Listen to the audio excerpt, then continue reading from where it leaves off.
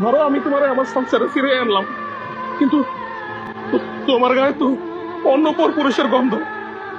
আমি আমি যখনই তোমারে দেখবো আমার মনে পড়ে যাব তুমি আমার ধোকা দিয়া অন্য পুরুষের সাথে শুইছিল, আর ওই পুরুষ তোমার স্পর্শ করছিল। অভাবের কারণে কেউ যদি পতিতালয় যায়, দেহ ব্যবসা করে, তারও না ফিরে আইন না তার সাথে সংসার করা যায়।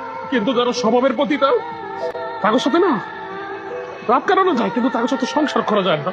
কিন্তু তোমার সাথে আমি কেমনে সংসার করবো বলো? ধরো আমি অফিসে গেলাম, তুমি তুমি বাসায় আসছো, তারপরে তোমার একটা সন্দেহ হইব যে আমার বউ মনে অন্য কারোর সাথে শুয়ে রয়েছে আমার বিছানায়, আমার খাটে।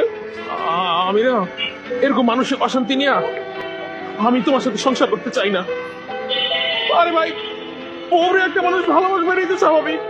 আমরা পুরুষরা যখন অনেক বেশি ভালোবাসি না, তোমরা তোমাদের মধ্যে কিছু মেয়েরা তখন না স্বামীরে বউর গোলাম বানায় দাও। মনে করো কি ও আমার গোলাম, আমার কথা মতো চলবো, আমার কথা মতো উঠবো বসবো।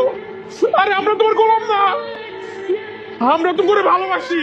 আরে ভাই, তোমরা ভাবো আমার স্বামী তো ভাগ্য আমার মতো এত সুন্দর একটা বউ পাইছে। আমি যত বড় অন্যায় করি না কেন, দিন শেষে না আমার স্বামী আবার আমার বুকে টেনে নিবে। কিন্তু তোমার ধারণা ভুল। পুরুষের ভালোবাসা যতটা সুন্দর, জিনা না তার চেয়ে অনেক বেশি কঠিন। পাঠারো, আমি অফিসে যাব।